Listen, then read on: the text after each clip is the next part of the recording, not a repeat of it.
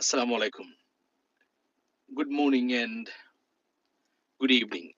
আমার good morning এজন্যই যে আমার এখন 8 AM আমাদের অফিসে যাওয়ার টাইম। তো যেহেতু আজকে একটু আর্লি রেডি হয়েছি আম ফারদিনকে ড্রপ অফ করে। এখানে একটা যে এবং তো সময় যেহেতু আছে, যাওয়ার আগে একটু কথা বলা যায় আপনাদের সাথে যেহেতু গত ২-৩ দিন হয় নাই। Welcome to live ladies and gentleman by the way. So মোদির কাণ্ড আপনি দেখেন। ১ম নরেন্দ্র মোদির ভারতের।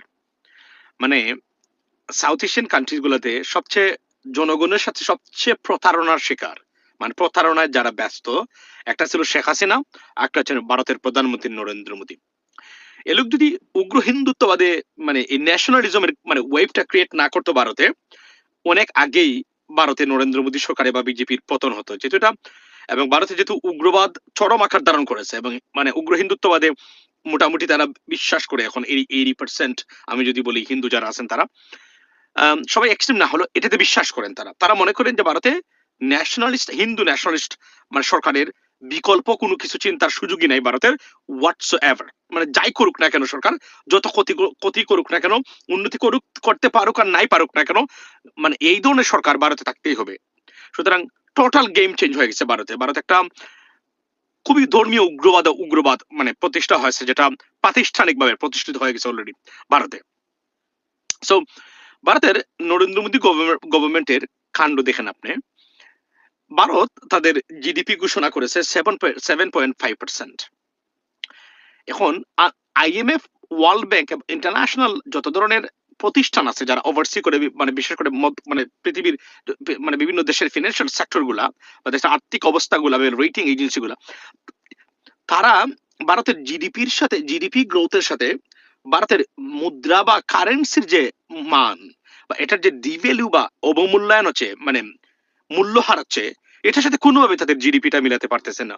যদিও মানে ইনফ্লেশন এবং আরো অন্যান্য সেক্টর যেগুলা মানে বিশেষ করে সেগুলোর সাথে সম্পর্কযুক্ত, কিন্তু প্রশ্ন হয়েছে যে অর্থনীতি যদি এত ভালোই করে বা করেই থাকে, তাহলে এই মুহূর্তে পৃথিবীর সবচেয়ে মানে আপনার ডিভ্যালিউড বা মানে মানে মার খাওয়া মুদ্রার নাম হচ্ছে ভারতের আপনার মানে ভারতের রুপি।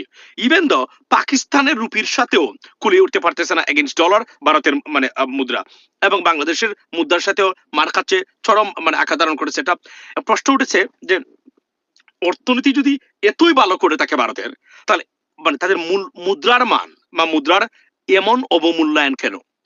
এটা দেখেন, শেখ হাসিনা এই কাজটা বাংলাদেশে উনি করেছেন।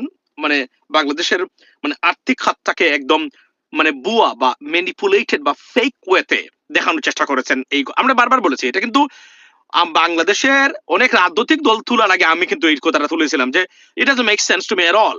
বিকজ কিভাবে যে আপনি যদি মানে মানে এতটা যদি জিডিপি ফেল মানে এটা আমি বলছিলাম যে আই নেইম বাংলাদেশের অর্থনীতিটা শেখ হাসিনার সময় ফেকড ইকোনমি, অর্থাৎ এটা মানে কমপ্লিটলি একটা বুয়া এবং ম্যানিপুলেশনের উপরে। ধরেন কয়েকটা দেশ আছে পৃথিবীতে যাদের অর্থনীতি ম্যানিপুলেটেড, ফর এক্সাম্পল রাশিয়া থেকে বা চীন থেকে কোনো তথ্য যদি আসে, বাট ইনফ্যাক্ট চীন মানে তাদের অর্থনৈতিক অবস্থা যে কোন দেশের তুলনায় সবচেয়ে ভালো। আমরা রিজার্ভের তুলনায় আপনি যদি $5.6 ট্রিলিয়ন তাদের রিজার্ভ, তো এটা আলাদা। চীনের সাথে যদিও চীনের তথ্যগুলা মানে control by the government, so there is a mistrust মানে আপনার in terms of the free flow of the information, particularly economic বা ফিনান্সিয়াল মানে যেটা মানে statistics stuff like that, because they control that the country is own by the state, right, মানে government. So government ওই হচ্ছে দেশের মানে control করে থাকে, নট মানে আপনার unlike United States or advance democratic country, ladies and gentleman. So here is the stuff, ladies and gentleman. ভারতের দেওয়া তথ্য আপনারা জানেন যে পৃথিবীতে একমাত্র দেশ যেটা তাদের সাংবাদিক এবং তাদের গভর্নমেন্টের তথ্য 8 out of 10 this that way lies, fake. এটা পৃথিবীর সবাই জানে মোটামুটি। আর সোশ্যাল মিডিয়া তো অবস্থা খুব ভয়াবহ। মানে তাদের তো কোনো তথ্য কেউ বিশ্বাস করে না ভারতীয়দের। মানে তারা যদিও তারা সারাদিন মানে গর্জন করে আননেসেসারি ফেক গর্জন, ভারতীয় কোনো সাংবাদিকদেরও কোনো মূল্যায়ন পৃথিবীতে কোথাও নাই। আগে যারা দু একজন ছিল এরা ঠিক আছে, এর বাইরে বর্তমানে যেগুলো আছে সবই ফেক, গদি মিডিয়া বলা হয় এদেরকে। তো আপনারা এখন কল্পনা করেন যে আপনারা কমন সেন্সের ভিত্তিতে বলেন। অর্থনৈতিক যত ধরনের, আমরা তো এই বিভাগের ছাত্র, যারা অর্থনীতির প্রফেসর আছেন তারাও কিন্তু প্রশ্নগুলো তুলেছেন। How does it happen? Does it happen everywhere? No, it's very rare case scenario. It could happen but it's very rare. মানে অর্থনৈতিক আপনার জিডিপি ফুলে ফুলে মানে একদম মানে ফুলে উঠতেছে, কিন্তু মুদ্রার মান সীমাহীন ভাবে আপনার মার খাচ্ছে। এটা একটা নজিরবিহীন ম্যানিপুলেশন এবং আর্থিক খাতের প্রতারণা ভারতীয়দের সাথে নরেন্দ্র মোদী গভর্নমেন্টের। এটা widely believe, not only widely believe, there are many মানে আপনার মানে এক্সপার্টিস যারা, তারা অলরেডি এটার উপরে আর্টিকেল লিখেছেন এবং ব্লুমবার্গ কিন্তু এই বিষয়ে একটা মানে একটা রিপোর্ট করেছে, মানে মানে যুক্তরাষ্ট্রের ব্লুমবার্গ যেটা তারা বিজনেস রিপোর্ট করেছে।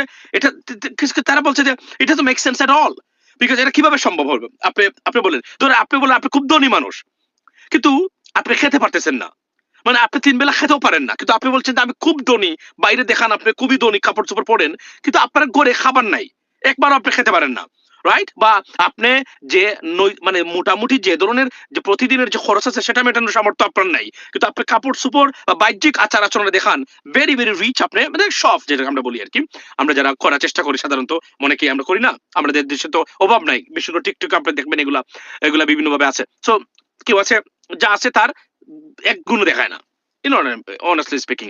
মানে দেখানোর মাঝে তো আসলে কোন ধরনের, আমি তো মনে করি না এটা দেখাই দেখি কি লাভ ভাই, যা আছে তো আছে। এটা তো এটা এটা যাক, এটা একটা এক ধরনের বিভিন্ন মানসিকতার মানুষ আছে, বাট লোক দেখানো যে কোন ধরনের বড়াই চিরস্থায়ী নয়। It doesn't, it's not a sustainable way of living, to be honest with you. And এটা এই যে কয়েকদিন আগে আমাদের একটা ঘটনা আমাদের বাংলাদেশে, আর আমরা প্রশ্ন তুলেছি যে জাকজমকপূর্ণ এই জীবনের মানে মানে পিছনের যে বা অন্ধকার জগৎ, অন্ধকার কি মানে এক ধরনের শূন্যতা, সব দিক দিয়ে শূন্য, কোনো কিছুই নাই, এটা কিন্তু আমরা বারবার দেখেছি লেডিস এন্ড জেন্টলম্যান। ওইটা বাজে, আচ্ছা ঠিক আছে। সো আমি আপনাকে বলি, দেখেন নরেন্দ্র মোদী গভর্নমেন্ট এখানে ধরা খেলো তারা মিথ্যাচার, এদিকে ভারতের নরেন্দ্র মোদী গভর্নমেন্ট মানে বিশেষ করে নরেন্দ্র মোদীকে স্নেক বা সাপ হিসাবে আখ্যায়িত করেছে আপনার নরওয়ে এবং সুইডেনের মিডিয়া। সো নরেন্দ্র মোদীর জন্য মানে আসলে ভালো খবর বলতে গেলে এখন আর নেই। তবে একটা জিনিস বলে রাখি যে যেভাবে চলছে, যদি যে একটা ইকুয়েশন আছে পৃথিবীতে মানে পাওয়ার শিফটিং এর, যদি if it survives, to be honest with you, or sustains, ভারতের Narendra Modi will be singled out by many countries and many head of state. Particularly এখানে একটা যে মধ্যপ্রাচ্যের অনেক দেশগুলা, তাদের সবচেয়ে বড় সমস্যা কেন তারা আজকে সাফারার, বিকজ তারা তাদের ব্যক্তিগত স্বার্থের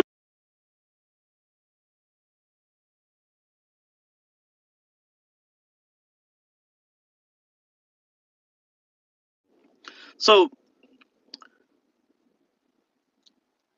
মাই গাশ, এই জিনিসটা হচ্ছে সবচেয়ে important. Okay, like everyone thought I left it, I did not leave, ladies and gentlemen.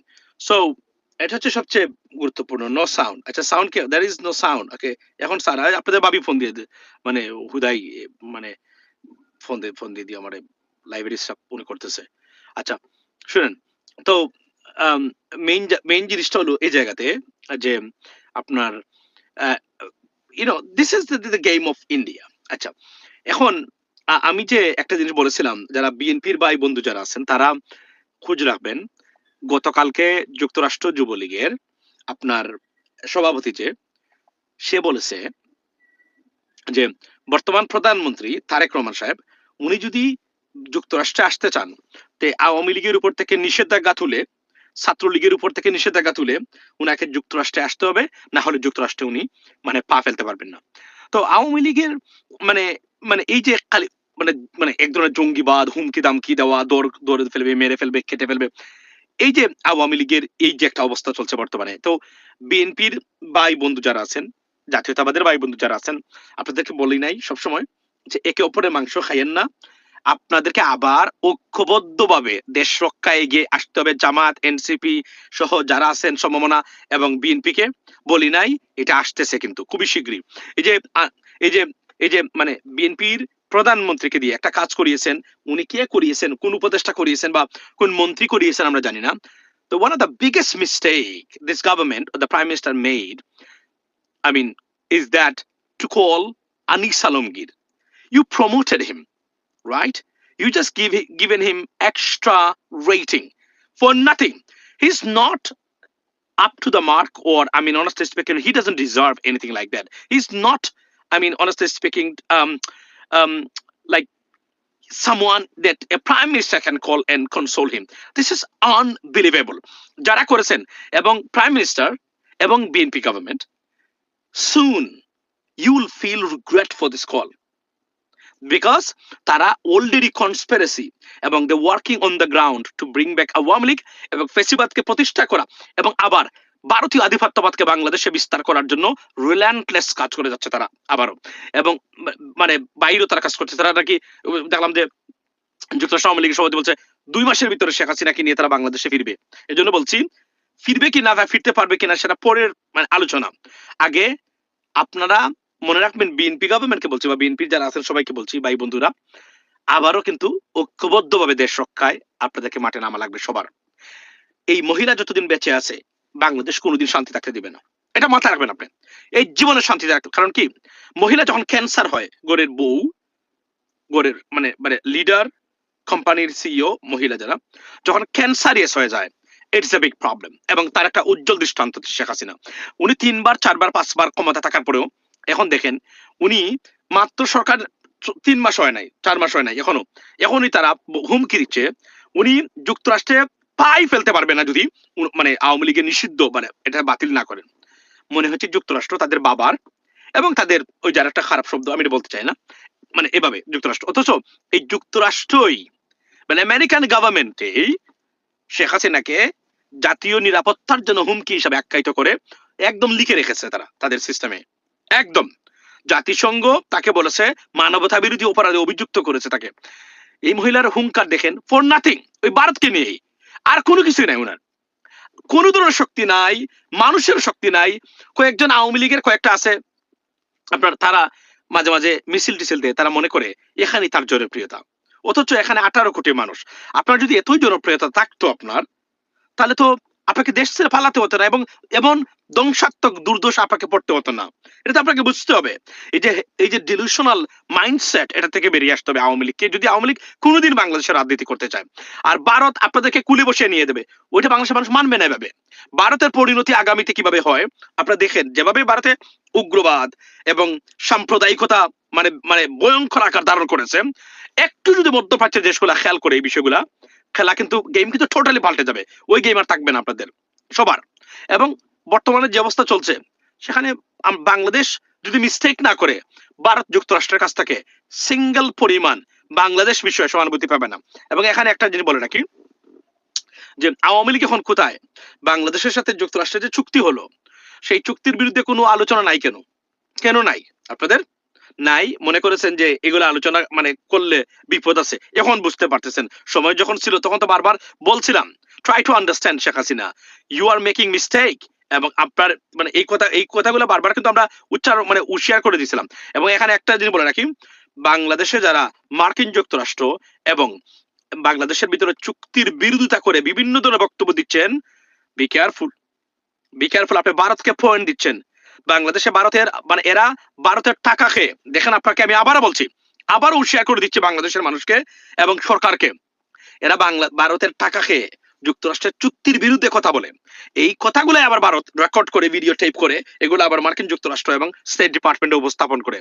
কি ধরনের মুনাফিকি এবং ষড়যন্ত্র যদি আপনি একটু খেয়াল করেন, ইন্টেলেকচুয়াল হন, আপনি কল্পনা করতে পারবেন না এরা কি করে প্রতিদিন। ধরেন এই যে বারবার একটা কথা আপনাদেরকে বলি যে এই যে আমাদের চরমুনাই, আব্বাসী, মহিবুল্লাহ, হেফাজত সবাই ভারতীয় হাইকমিশনের টাকা খায়।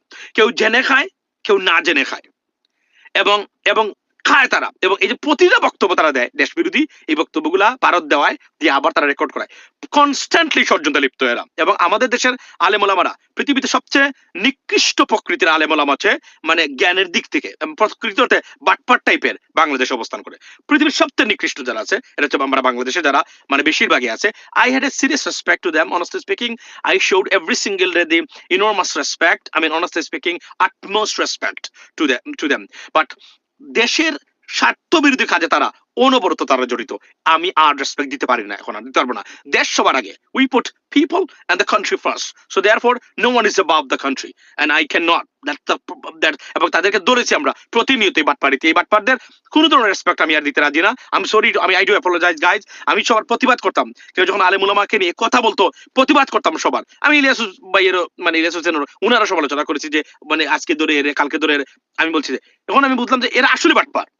এই বাটপারদেরকে কোনোভাবে মানে আপনার মানে কোনো সহযোগিতা করা যাবে না। মনে আছে আমরা বারবার ওনাকে বলেছিলাম একটা জিনিস, আওয়ামী লীগ থাকা অবস্থায়, আওয়ামী লীগ ক্ষমতা থাকুক বা না থাকুক সেটা না, আপনারা আলেম সমাজ আছেন, আপনারা একটা বৃহৎ পাওয়ার এবং শক্তি আমাদের।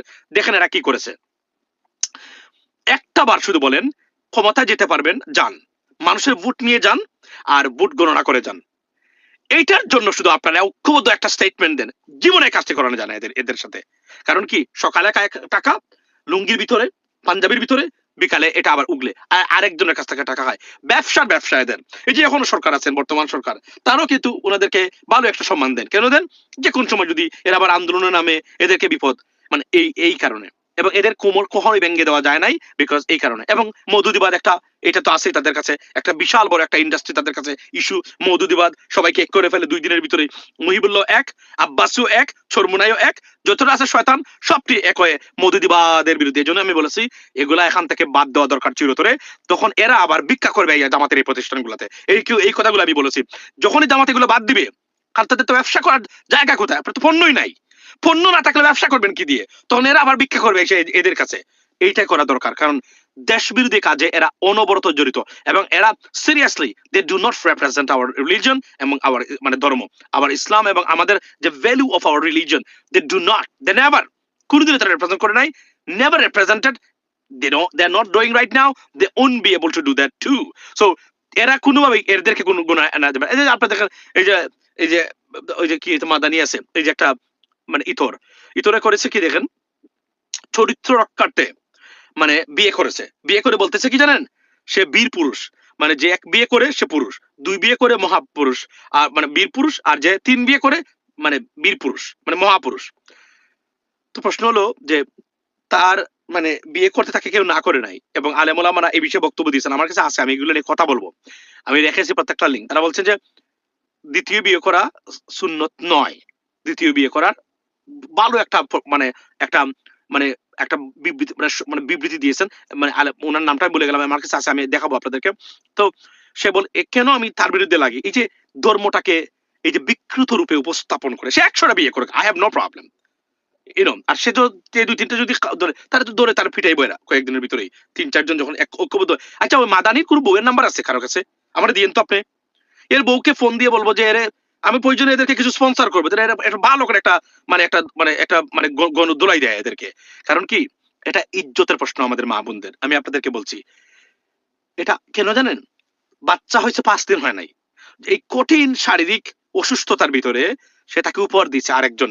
পৃথিবীতে কোনো মহিলা ভাই তার স্বামী সেকেন্ড ওয়াইফ চায় না, কেউ চায় না তার এটা শেয়ার করতে, পৃথিবীর কোনো মহিলা নাই। হয়তো অনেকেই পরে স্যাক্রিফাইস করে মানে তাকে সান্ত্বনা দেয়, পৃথিবীর কোনো মহিলা এত মানে জেনারেস মহিলা আপনি পাবেন না কোথাও পৃথিবীতে, রেয়ারলি। তো এটা করেছে, তাকে কেউ না করছে বিয়ে করতে, তার তোর স্ত্রী অসুস্থ, মারা যাবে কিনা এই কঠিন সময় তার, বাংলাদেশের মতো জায়গাতে এই সময় এই কয়েকটা দিন তার চরিত্র হ্যাঁ সে ঠিক রাখতে পারে না। এ কত বড় বেপরোয়া আপনি চারিত্রিক ভাবে আপনি কল্পনা করেন, কত বড় বেপরোয়া সে, কল্পনা করেন। সে 5টা দিন, আরো আরো 1 সপ্তাহ পরে করা যেত না? না, তার চরিত্র এর ভিতরে তার চরিত্র চলে যাচ্ছে। এই বাটপারদেরকে ওয়াজে নিবেন না, এদেরকে কোনো পয়সা পাতি দিবেন না, এদেরকে কখনো স্পন্সর করবেন না, অনুরোধ করে গেলাম। এরা আমাদের ধর্মের নামে সবচেয়ে বড় লজ্জা এরা। এই জন্যই আমি এটা এটা চরম অমানবিক এবং এক ধরনের বিবেকহীন পুরুষের কাজ। আমরা তো একজন পুরুষ, এটা আমাদের জন্য লজ্জা এইটা তার কাজকর্মগুলা। এবং একে আপনারা ওয়াজে নেন, কেন ওয়াজে নেন ভাই আমি জানি না। এদেরকে ওয়াজে না নিয়ে আমি আবারও বলছি, যদি মা বাবা মৃত হয় তাদের নামে গরিব মানুষকে খাওয়াবেন, গরিব মানুষকে দিবেন। ভাই বোন থাকে তাদেরকে সহযোগিতা করবেন, তাও যদি আপনার ভাই বোন অভাবগ্রস্ত না থাকে পাড়া প্রতিবেশী যারা আছে তাদেরকে দিবেন, এতিম যারা আছে তাদেরকে সাহায্য করবেন। প্রয়োজনে একটা মানে এতিমখানা আছে কোথাও, যদি এতিম বাচ্চারা এখানে লেখা, এদেরকে কোনো টাকা পয়সা দিবেন না। এদের মতো বাটপার এবং প্রতারক সবচেয়ে রাজনৈতিক গোষ্ঠীর প্রতারণার শিকার তো সারা দেশ।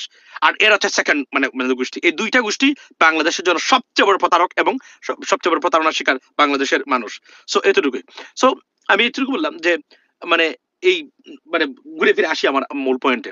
তো ভারতের এই হলো ভারতের চরিত্র, ভারতের নরেন্দ্র মোদী গভর্নমেন্টের। কিন্তু ভারতের যারা অর্থনৈতিক এই যে বলছে, তারা বলছেন জেনজির আন্দোলন হবে ভারতে, যে কোন সময় রাইজ অফ জেএনজি মানে আসবে, তারা স্ট্রিটে আসবে। কিন্তু এটা খুব টাফ, কেননা মানে এদেরকে এমন ভাবে রেখেছে আপনার কি দিয়ে। এই যে গতকালকে দেখলাম, এখন একটা লাভ হয়েছে মানে এটার কারণে, সেটা কি জানেন?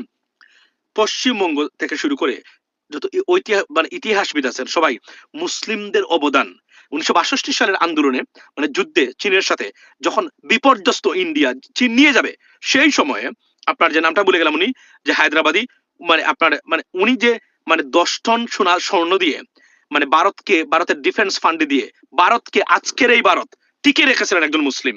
মানে অনেক অসংখ্য ঘটনা আছে, এর ভিতরে একটা ঘটনা শুধু এটুকু বলছি, মুসলিমদের অবদান। এগুলা ভারতের কোন বইয়ে শেখানো হয় না, ইতিহাস বলে যাওয়া হচ্ছে, এবং কেউ তুলেও না মুসলমানরা যারা আছে বাংলাদেশেরও, যে এগুলাকে উপস্থাপন করা দরকার। ভারতের নতুন প্রজন্ম সম্পূর্ণ ভুল তথ্য, ভুল ইতিহাস নিয়ে বড় হচ্ছে। আসলে তো ভারত বিল্টে হিন্দুদের কোনো ভারতীয় হিন্দু যারা আছে তাদের কোনো অবদানই নাই, সম্পূর্ণ অবদান হচ্ছে মুসলিমদের অবদান। মুসলিমরাই তো, India built by Muslims, right? This way that way. এবং এবং তার সবচেয়ে বড় উদাহরণ হলো আপনার যে ভারতে এই 800 বছর, 600 থেকে 850 বছর দিস ওয়ে দ্যাট ওয়ে শাসন করার পরেও হিন্দুদের বিন্দু মাত্র ক্ষতি করে নাই মুসলিম শাসকরা। আপনি কল্পনা করেন। এবং এখানে অনেক মিস্টেক আছে, আজকে অন্য ইতিহাস হতে পারতো, হয় না কেন জানেন?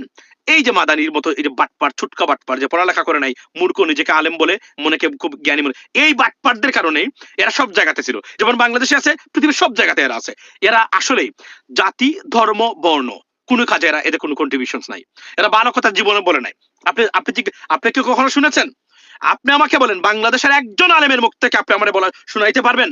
চরমোনাই, আব্বাসী, মুহিবুল্লাহ, এই সেই, এদের কাছ থেকে কেউ কখনো বলেছে আচ্ছা আপনারা যারাই ক্ষমতায় যাবেন যান, কিন্তু আপনার মানুষের বুড়ে যেতে হবে, আপনারা বিচার বিভাগের স্বাধীনতা নিশ্চিত করতে হবে? মানববন্ধন করেছে, আন্দোলন করেছে? না। উগ্র আন্দোলন যতটা দেশের বিরুদ্ধে যায় ততটাই করেছে ভারতীয় হাইকমিশনের টাকা খেয়ে। লেডিস এন্ড জেন্টলম্যান, এই কথাগুলো আপনাদের কাছে আশ্চর্য মনে হতে পারে, কিন্তু আমি রিসার্চ করে এদেরকে আমি ফলো করি এখন ক্লোজলি, এদের প্রতিটা মুভমেন্ট। তাই বলছি, এই যে ইন্ডাস্ট্রি আছে, এই ইন্ডাস্ট্রিতে একটা পয়সাও দিবেন না। এই যে আপনার হুমায়ুন, সম্রাট হুমায়ুন, উনি নাকি ভারতে মন্দির কি করেছিলেন, আপনার মানে সব মন্দির ভেঙে দিয়েছিলেন, অনেক মন্দির।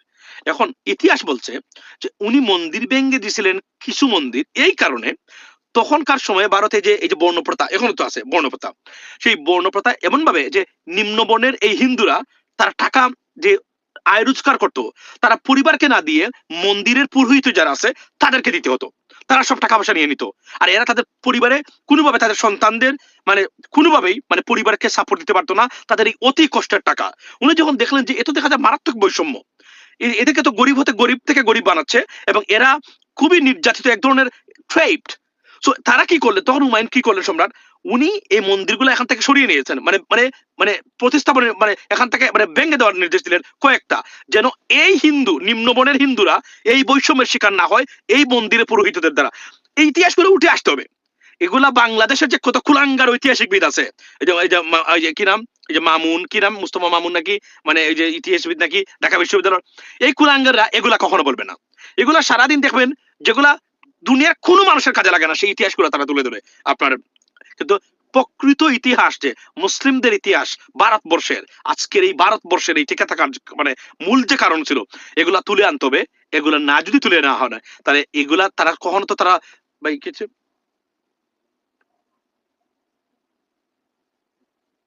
আচ্ছা। সো এটুকুই।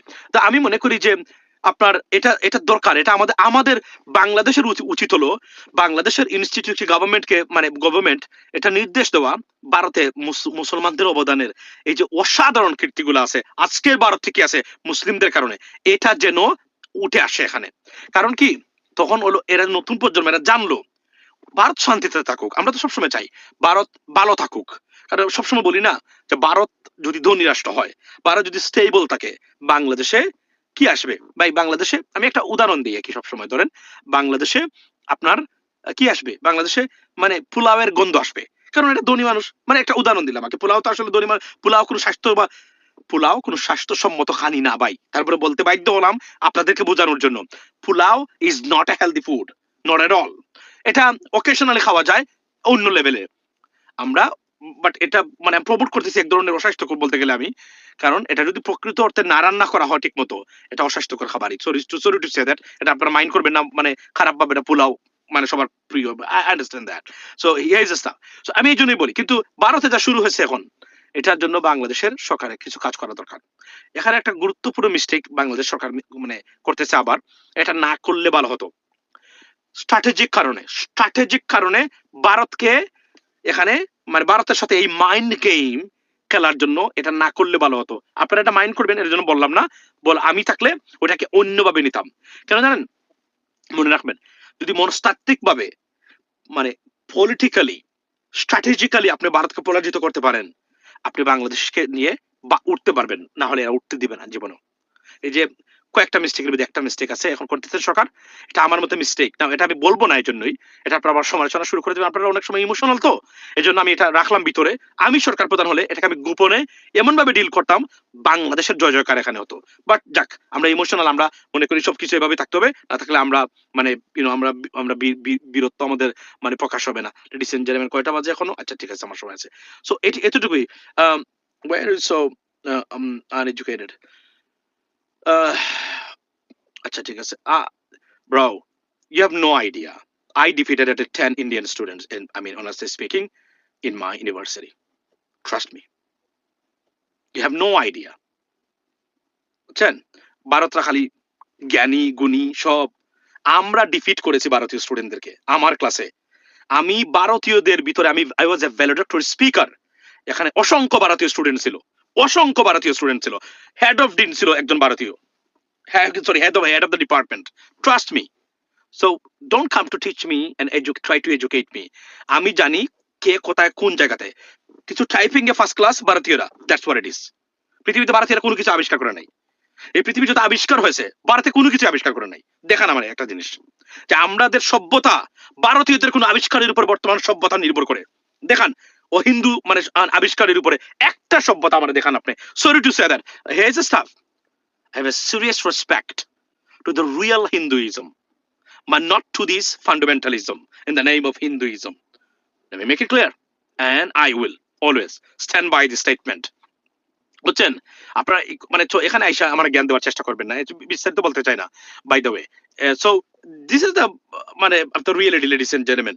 সো আমাদেরকে এগিয়ে আসতে হবে। শিক্ষা দীক্ষায় যদি আমরা এগিয়ে না আসতে পারি, আমাদের বিপদ এখানে আছে। এবং সবচেয়ে বড় জিনিস হলো যে বাংলাদেশকে ভারতীয় দালাল মুক্ত করতে হবে। এরাই আমাদের সবচেয়ে বড় ক্যান্সার। এই যে ক্যান্সার আবার সৃষ্টি করেছে, আবার নতুন ভাবে ঐক্যবদ্ধ হচ্ছে, এই যে আওয়ামী লীগ যদি ভারত থেকে বেরিয়ে আসতে পারে, ভারতীয় কোনো এজেন্ট যেন বাংলাদেশে কোনোদিন ক্ষমতা না যেতে পারে, এটা আমাদেরকে নিশ্চিত করতে হবে। প্রয়োজনে যা যা করা লাগে করতে হবে আমাদেরকে, প্রয়োজনে আমাদেরকে মাঠে নামতে হবে, আবার দেশের রক্ষার্থে যা যা করা লাগে সেটা করতে হবে। ভারতীয় এজেন্ট, কারণ they hate us seriously, they do not like Bangladesh at all. তারা কোনো মুসলমানদেরকে পছন্দ করে না। এর ভিতরে বাংলাদেশ একটা দেশ, তারা কখনোই পছন্দ করে না, কখনোই বন্ধুত্ব। এই যে আজকে প্রতিটা দিনে পানির ক্ষেত্রে দেখেন, by the way, congratulations to Pakistan, because they won water treaty, or যদি বলি মানে এগেইনস্ট ইন্ডিয়া। আন্তর্জাতিক আদালত থেকে পানির হিস্সা নিয়ে পাকিস্তানের পক্ষে রায় দিয়েছে। সুতরাং পাকিস্তান মানে ধন্যবাদ। বাংলাদেশের একই কাজ করা উচিত, এবং পানির হিস্সাটা আমরা একদম সুলকলা পূর্ণ করে ভারতের কাছ থেকে আদায় করা উচিত। এতে যা যা করা দরকার সেগুলো করা দরকার। আর হাদি বলেছে, দেখাবো, দেখাই, এই যে বানিয়েছি, দেখেন, এই দেখেন, জাস্টিস ফর হাদি, রাইট? এটা আমি বানিয়েছি। এটা পৃথিবীর অন্যতম একটা পাওয়ারফুল মানে জায়গাতে এটা দেখবেন, এটা আমি ডিসপ্লে করবো ইনশাল্লাহ। এজন্য এটা বানিয়ে রেখেছি গাড়িতে সময় মতো, বুঝছেন? আরো আছে। আমার ব্যাগটা কোথায়? আমার ব্যাগটা বাইর করি।